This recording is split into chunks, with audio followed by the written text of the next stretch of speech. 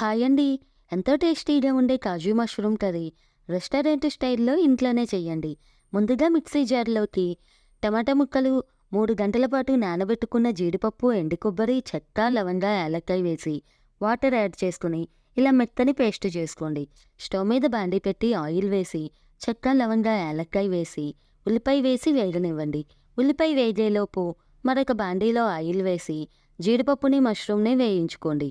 ఉల్లిపాయ రంగు మారాక అందులో అల్లం వెల్లుల్లి పేస్ట్, రెడీ చేసుకున్న జీడిపప్పు పేస్ట్‌ని వేసి అందులోనే ఉప్పు, కారం, ధనియా పొడి, మసాలా పొడి వేసి లో ఫ్లేమ్‌లో మసాలాలన్నీ వేగేదాకా వేయించుకోండి. మసాలా వేగాక అందులో గ్లాస్ వాటర్ వేసి అందులోనే జీడిపప్పుని, మష్రూమ్ ముక్కలని యాడ్ చేసి గ్రేవీ చిక్కబడేదాకా ఉడికించుకోండి. దించే ముందు కొత్తిమీరతో గార్నిష్ చేసుకుంటే ఎంతో టేస్టీగా ఉండే కాజు మష్రూమ్ రెడీ.